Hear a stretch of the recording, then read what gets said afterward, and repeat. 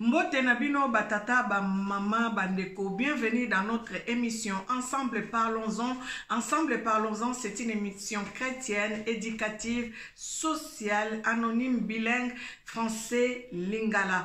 Tokoki kolobana lingala ou aussi on peut parler en français et même à Kikongo ndenge na koki koloba Kiambote Keno na Kikongo laksi Mbote Nabino. Bien-aimés, nous voulons continuer de parler du sujet que j'ai commencé la fois dernière, l'influence du nom concernant les combats spirituels. Je vous ai dit que les combats spirituels est réel. Et avant de continuer ce thème, je vais dire merci à mon beau-frère Didé Mfinda, toute la famille Mfinda dernièrement. J'ai oublié de les citer parce qu'ils ont quand même quitté l'Allemagne pour venir honorer Dorcas Miezi. Donc ils ont quitté l'Allemagne. Mon beau-frère Didé Mfinda, le frère de mon mari, vraiment Nabi, merci. Merci Maman Rachel, merci.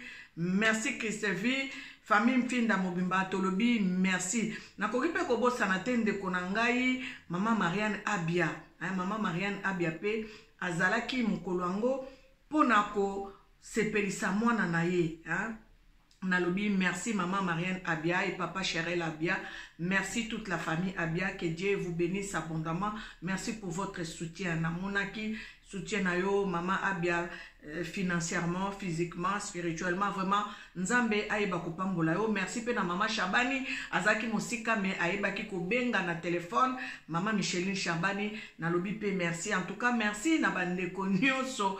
Oyo na tangite na ibi ke bozala ke soki na bandiko tanga bino bozatel me belé mais na motema nanga bozali et même na ngai na loba même ba oyo bazwaki pe invitation te ezate ke na lingi te ou bien na linga bino te na linga bino mingi na motema nanga bozali na yebi ke boyebaki ko comprendre nga na lobi na bino lisusu merci. En tout cas tozo continuer na sujet na biso ya l'influence du nom. Je vous avais promis dernièrement, je vous ai dit que je vous parlerai de moi-même, l'expérience que j'ai vécue concernant les noms.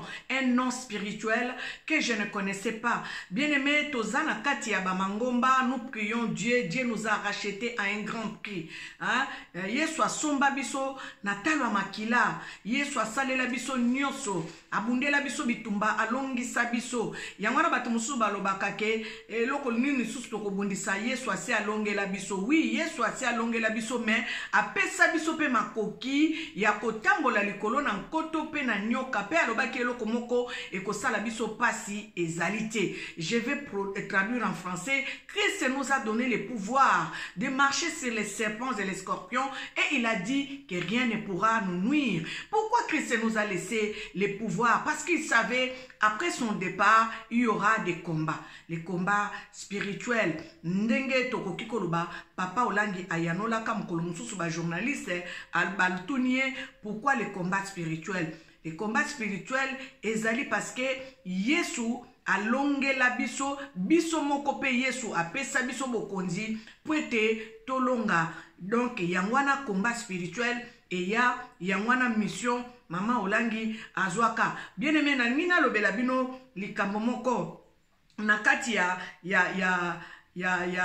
Biblia to moni balobi si quelqu'un est en Christ, il est devenu une nouvelle créature. Ça veut dire que makambo nyonso est comme makambo sika. Mais pourquoi les chrétiens ne vivent pas la nouvelle créature? Normalement, quand on reçoit Christ dans sa vie, quand on accepte Dieu dans sa vie, toute chose doit être présentée merveilleusement. Mais nous voyons, nous les chrétiens, nous souffrons parfois beaucoup plus que les païens. Ça veut dire qu'il y a quelque chose qui ne va pas. Ça veut dire qu'il y a quelque chose qui ne s'accomplit pas dans notre vie. Ça veut dire que la parole de Dieu n'est pas vivante dans notre vie. Parce que la parole de Dieu, c'est Dieu lui-même. Bien aimé, la Bible que nous lisons, la Bible, c'est l'histoire, c'est notre histoire. Si je ne vais pas mélanger les sujets, mais on t'a laissé la Bible. Et dans la Bible, il y a des secrets. Donc, Papa Kimbangu disait, nous devons lire la Bible parce que tout est dans la Bible.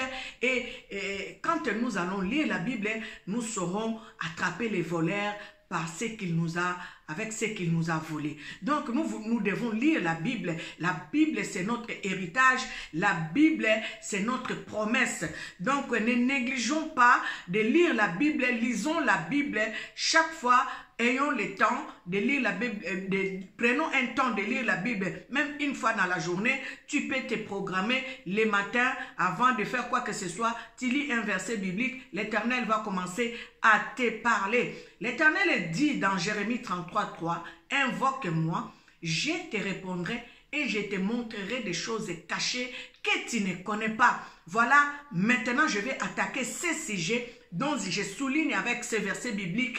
Invoque-moi, je te répondrai, je te montrerai des choses cachées que tu ne connais pas. Bien-aimé, je suis arrivé ici en France en 1991. Pour nous, les Congolais de Kinshasa, je peux dire en 1991. Na koma poto na 1991.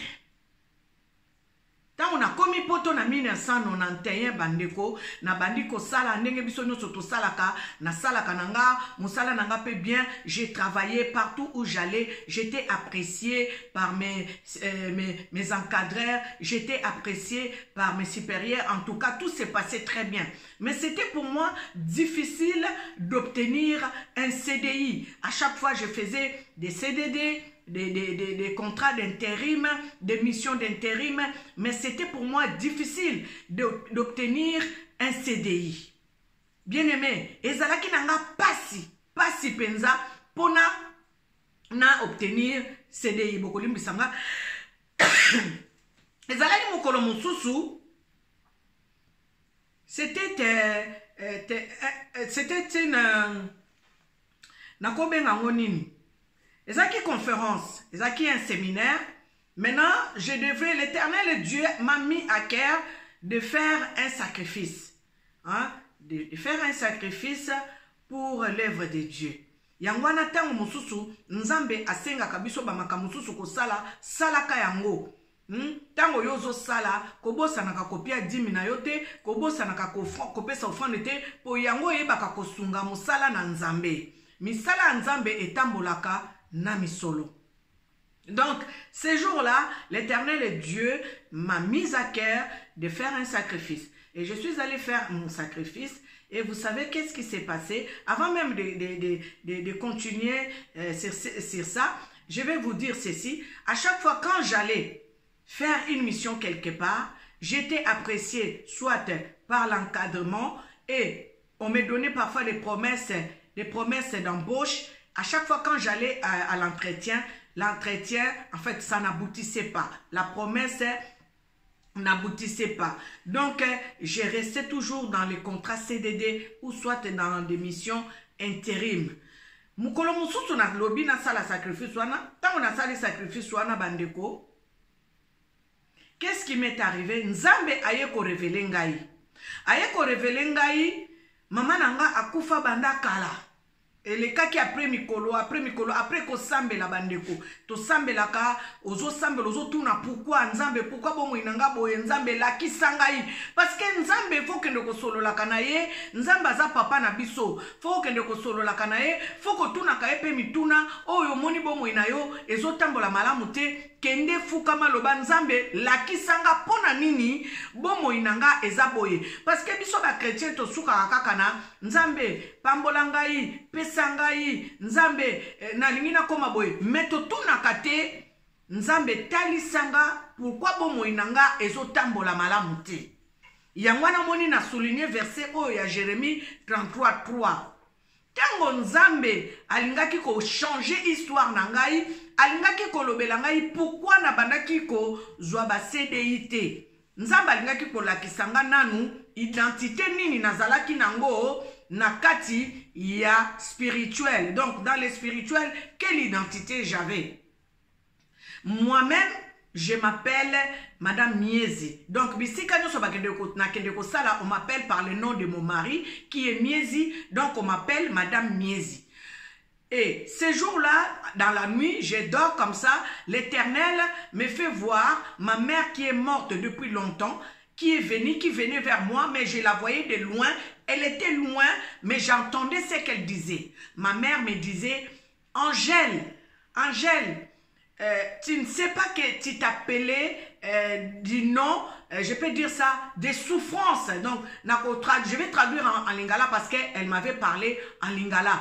Tu t'appelais souffrance. Tu t'appelais souffrance. Parce qu'en fait, la délivrance s'est opérée et maintenant, je devais savoir quelle était mon identité dans les spirituels. Quel est le nom que j'ai porté dans les spirituels avant d'obtenir les CDI. Bien-aimé. Donc, je vais traduire en lingala. Maman nangai oya kufa banda kala. Ye muta botinga, ye muta memanga. Ngai na famille na biso muta benga makombo amampasi azate. Entourage nanga pe nazala na camarade te kombo amampasi. Mais maman nanga oya botanga akufa na ye banda kala. Yende mutu ayaki koyebisanga na ndoto nazomona ye tango nazoluka nzambe nazoluka fasa nzambe nazotuna nzambe pourquoi bomo inanga pourquoi ne nzamba ayaki kotalisanga mama nanga namoni mama nanga na mosika azoloba nanga Angèle na yoki sango na mosika nzamba sali na yo makambo minene me kasi oyebi kombo na yo ezalaki mampasi elingi koloba bapasi donc mampasi ki kongo ezalaka neti lingala bapasi donc souffrance. Et quand j'ai eu cette révélation, j'ai commencé à prier maintenant, à briser, à détruire l'influence du nom mampasi dans ma vie. Bien aimé, na bandi ko baby samisala ya identité a mampasi na bomo inanga. Na bandi ko boya identité wana ya mampasi. Nazo renoncer nango, nazo boyango, mikolo nyoso, nazo briser balie nango, nazo renverser hotel nango na bomo inanga, influence nango na bomo inanga, ndebi sika bomo inanga ebongwanaki banda na yaka France na 91 na ye ko signer CDI na 2006. Donc, tout sakana na combat spirituel te. Combat spirituel est réel. Ba chrétien to sengeli to yebake combat spirituel est réel. Tango Ezekiel ba memie na vallée ya ba osma desséché bandeko nzambe atunaki ye alobi na ye est-ce que ozana kondima ete mikuwa wana ekoyeba ko vivre? Ezekiel ayanola kinzamba lobi, Seigneur, tu le sais. Wana nzambe ayebaki koloba na Ezekiel parce que Ezekiel lokola lobaki na nzambe, Seigneur, tu le sais. Ça veut dire que Ezekiel azalaki na konzima ke nzambe ye moko nde akoki kosala. Yangwana pe na lingina loba na nzela ya combat spirituel. Nzambe ayebi kotuna yo, est-ce que okoki kotelema pona kopesa sens na vie na yo? Yo koloba nzambe oyebi yango. Alors na bisika wana nde yo koyeba kotelema, c'est là où tu prendras la force et tu auras la foi de te lever dans le combat spirituel et de faire vivre les ossements desséchés dans ta vie. La Bible dit, si tu as la foi comme un grain de sénévé, tu diras à la montagne de se déplacer d'ici là et la montagne se déplacerait. C'est dans le livre de Matthieu. Je vais essayer de vous mettre les versets bibliques dans la description. Donc, pour Nakolobake, le combat spirituel est réel. Dieu nous a investi de l'autorité, de la puissance, de son pouvoir. Parce que Dieu a dit, créons l'homme à notre image et à notre ressemblance. Ça veut dire que tu es Dieu. Quelque part dans la Bible aussi, on nous dit, vous êtes des princes, mais vous marchez comme des esclaves. Vous êtes des dieux, mais vous agissez comme des hommes. Soit qui nous a que la lumière soit et la lumière fut. Bien-aimé, toi aussi tu es capable de te lever dans le combat spirituel et de commencer à dire que je ne veux pas de cette identité que je porte. Bien-aimé, l'identité que je portais de mon passé, comme ça là, à ma connaissance intellect, je ne connaissais pas. C'était à ma connaissance spirituelle, Dieu m'a amené dans une connaissance spirituelle que j'ignorais et l'Éternel m'a fait voir que j'avais l'identité de Mampasi. Et voilà, je devrais maintenant renoncer à cette identité de Mampasi. Koboya identité wana ya Mampasi, koboya influence nango na bomo inanga, yango wana bomoni identité wana tango koyaki bomo inanga ebaki kobongwana na yebaki kozwa musala ya CDI. Donc ezala makambo susu e kanga bomo inabiso eza makambo spirituel ezalaka lisusu problème ya nzambe te ezalaka ne nzamba zolobela yo telema banda koboya kombo oyo bapesa yo eza ya mabe. Pourquoi Sarah ba changea ki e kombo? Pourquoi Abraham ba changea ki e kombo? Donc eza babiloko moko eza biblique. Soko zolata kombo o ezo influencer vie na yo. Maman, papa, eza problème te okoki koboya o changer kombo o sengi nzambe molimo mosantu akoyeba kotalisa yo kombo nini esengeli o lata na vie na yo. Oza na makoki papa na mama butu bapesa ki o kombo wana oza pe na makoki ya ko changer yango. Pourquoi tant tokendeke kozwa nationalité française ba oyo bazwa ba nationalité française batunaka bango soki balingi ba changer ba kombo? Eza na motu ya bandeko kombo ezalaka na influence makasi na vie ya mwana moto. Ba bantu mingi, ba africain mingi. Dernièrement je dis c'était les Congo. Mais les bantous ont cette habitude là, cette coutume là de donner à leurs enfants des noms significatifs. Et souvent c'est dans un mauvais sens. Une maman qui a tant souffert, qui a beaucoup pleuré dans sa vie pendant la grossesse de l'enfant, et même avant, elle enfante un enfant, elle traduit maintenant, elle exprime ses sentiments en donnant le nom de la souffrance à son enfant, ou de la misère, ou de pleurs à son enfant. Voyez-vous, quelle influence que cet enfant va vivre en portant ces noms? D'où est venu les combats spirituels. Ne négligeons pas les choses, ne taxons pas les gens. Maman Langi a reçu une mission pour venir nous sensibiliser que le combat spirituel est réel. Maman Langi a fait partie de beaucoup d'églises. Elle a fait partie de Nzambe Malamu, elle a fait partie de Kwifi, de Full Gospel. Cela ne veut pas dire que là où elle était, l'Éternel Dieu n'était pas à l'œuvre. L'Éternel Dieu s'est manifesté aussi dans ces églises-là. Mais la mission que l'Éternel devrait lui donner, c'était les combats spirituels par rapport à sa situation, à la situation qu'elle vivait et par rapport à ses demandes, à ses préoccupations. Elle était préoccupée par les comportements de son entourage. Et voilà, l'Éternel lui avait répondu et elle lui avait dit, Tala okosala boye, okozongi saboye, les combats spirituels, c'est ça. Donc, yango wana esengeli toyebaka, nalingina lobelo komoko.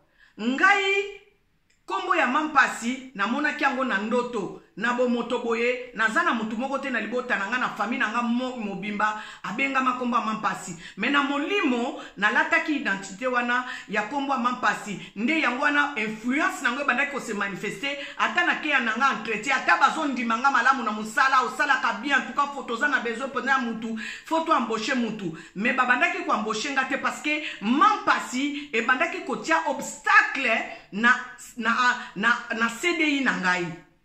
Parce que kombo wane bandaki ko ganga, fallait kaka na souffrir, fallait na zala na pasi, fallait na zala na mawa. Donc na kokaki ko se réjouir na ba bénédiction na ngate, na kokaki ko jouir na ba promesse en nzambete. Kombo Mampasi bandaki ko barenga nzela. Ezape na biloko mususu ezo bare nzela parce que oyebi yango nanu te spirituellement. Nde bisika combat spirituel eza ko intervenir. Kozala ko fait partie de l'église nangina loba ministère de combat spirituel eza église te. Maman Langi tango azui mission ya ko sensibiliser batu na combat, batu ba komi ko s'intéresser ba mi yeba ba se découvrir. Parce que Bible lobi tout ce que vous connaissez, vous le connaissez en partie. bato ebele babandaki ko fréquenter l'église mais bazo souffrir ba vie na bango zo bongate ba vie na bango pasi alors tant au message wana ya combat spirituel ye bato bayebaki ko s'intéresser nango pe babandaki ko kende ko yoka pe bakomaki ko mona clair kuna ezalaki te ba mambikudi bavandi babandi ko lobela o vie na yo kuna bateya biso boye balobi soki bomoi na yo ezobonga te awa babondelaka mpona mutu te awa kota mozindo banda kotuna nzambe paske nzambe aza nzambe ya bato nyonso nzambe akosolola na yo benga nzambe na Jérémie 33:3 nzambe alobaki belela ngai na koyanola yo pe na kolakisa yo makambo oyo oyebi te. Ce qui est écrit dans le livre de Jérémie 33, invoque-moi, je te répondrai et je te montrerai des choses cachées que tu ne connais pas. Voilà la mission de Maman Langi. Elle n'imposait pas les mains aux gens, yaka anabonde la pona yo. Non, Maman Langi n'était pas Dieu. Maman Langi était une servante de Dieu. Ça veut dire que azalaki mwana mosala ya nzambe. Maman Langi azalaki mosali na nzambe. Oyo batindaki mission akende ko libere akende ko pesa maloba oyo po bana na nzambe oyo bakangamaki na minyololo ya kindoki na minyololo ya ténèbres ya coutume bayeba ko kangolama parce que amonaki ke tozalaki une grande armée mais une grande armée qui avait les mains liées les pieds liés. Donc yangwana fallait koyeba kozala libéré nanzela ya mission Maman Langi ayebaki kozwa. Nzambe aza nzambe ya diversité.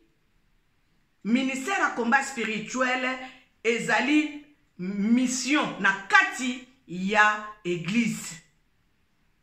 Po ya solo nzamba pambola biso Dieu a tout accompli. Yesu ayaki abundi alongi pona tina bomo ina biso. Mais diable ayaki ayibi oyo Yesu alonge la biso.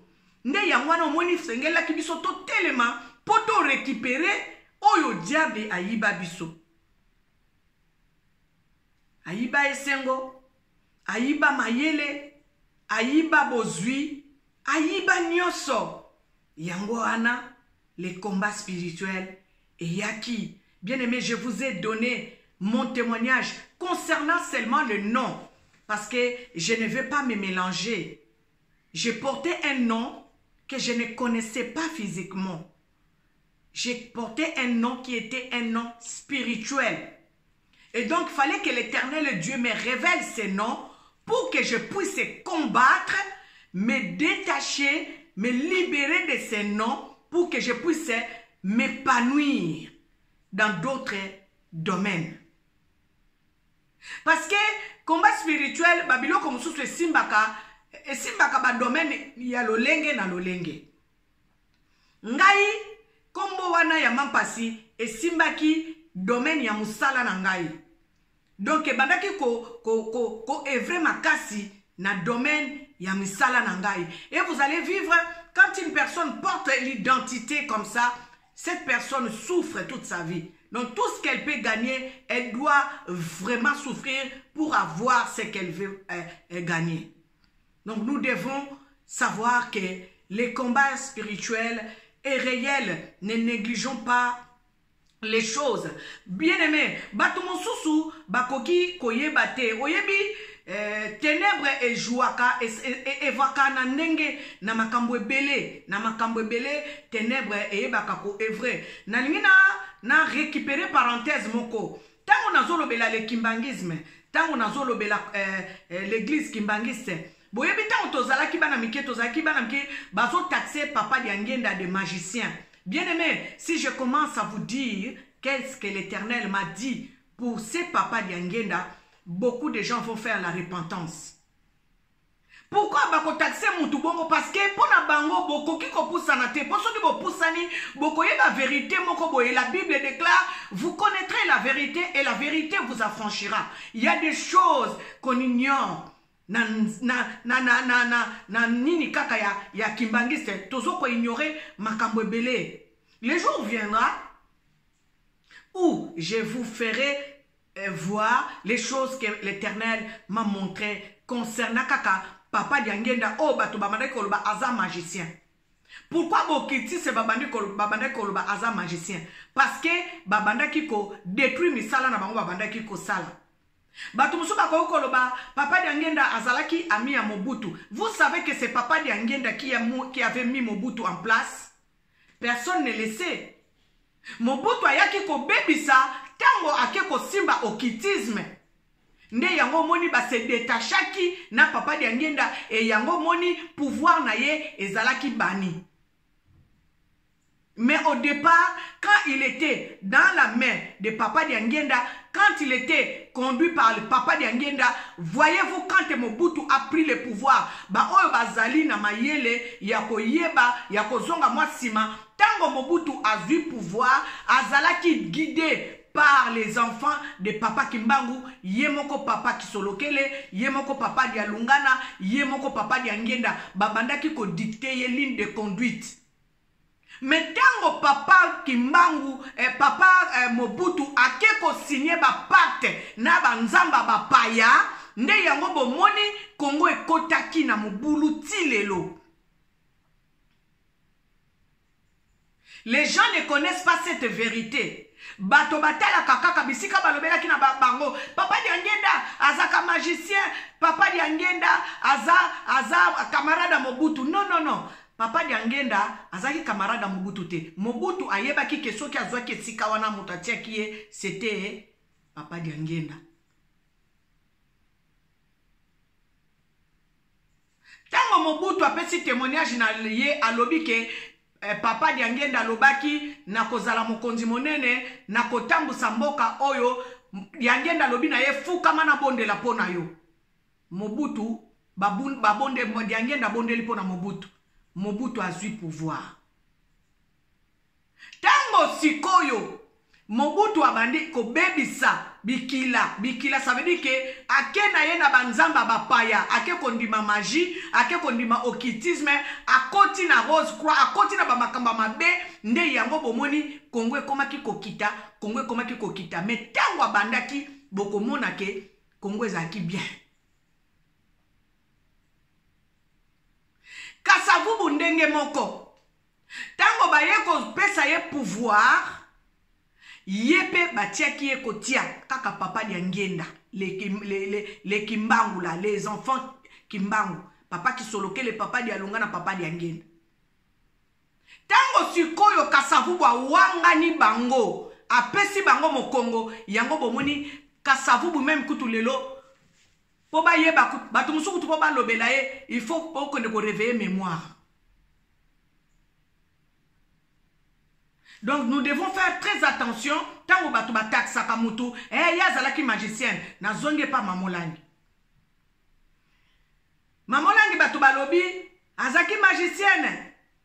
Magicienne nini oya koya kote ya bino alobi bo croire na Jésus-Christ, alobi na bino bo invokaka Christ par les moyens du Saint-Esprit. Saint-Esprit a ko révéler bino makambo e bombana.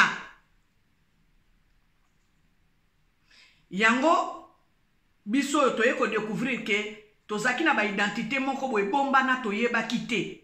Batiaka nga maboko te mokolo wana, bapesaka nga lititi te, bapesaka ngai formule pour ya prière te, mais balobaki na ngai kaka boye na belela Nzambe molimo mosantu akoya kotalisa nga makambo nga na yebi te na livre à Jérémie 33:3 et komama. Donc chrétien nyonso mondimi nyonso o anzimela tata Nzambe mokeli ya likolo pe na se Nzambe mpungu tulendo, Nzambe mpungu tulendo, Nzambe mpungu tulendo na Kikongo lingi koloba le Dieu tout puissant, Nzambe mpungu tulendo mbumba lo wampina nza kalunga. Nzambe wana tango yozo belela ye akoyeba kotalisa yo makambo yo yebite oye bombana oye tungisaka bomo inayo oye kangali bota mobimba dozondi mela Nzambe me pamisema ezate kimi ezate kolela na kolela pasi ezate Nzamba lobaki toko defate kasi toko defisa. Mais soko tali bomo ya ba chrétien bazana katia kolela koleka ba paye bazo seka biso. C'est aux païens de nous envier. Nous ne devons pas envier les païens. Mais pourquoi Makambouana ezo salemela bisote? C'est parce que ezana ba vérité moko nanu te découvrir te. Qui dit la Bible, vous connaîtrez la vérité et la vérité vous affranchira. C'est cette vérité spirituelle qu'on ne connaît pas qui est en train de nous bloquer. Yango Bandeko, aujourd'hui je vais m'arrêter par ici. J'ai voulu vous donner ce témoignage par rapport à ces noms. Mampasi, dont moi j'ai souffert pendant beaucoup d'années. Et quand j'ai découvert ça, c'est là où j'ai obtenu ma délivrance. C'est là où j'ai commencé à rire. Hein? Mampasi est tombé. Et aujourd'hui, je suis en train de vivre le bonheur, les merveilles de Dieu. Je vais développer la fois prochaine. Je n'aimerais pas vous prendre beaucoup de temps. Comme ça, vous pouvez bien écouter, avoir votre temps aussi de faire autre chose. Je vais continuer ça la semaine prochaine. Je suis en train de parler du combat spirituel. Aujourd'hui, je souligne l'influence du nom. C'était votre sœur Angèle Miezi. En tout cas, si vous n'êtes pas encore abonné sur notre chaîne YouTube, abonnez-vous. Partagez cette émission. Ça peut aider une personne. Que l'Éternel Dieu vous bénisse abondamment.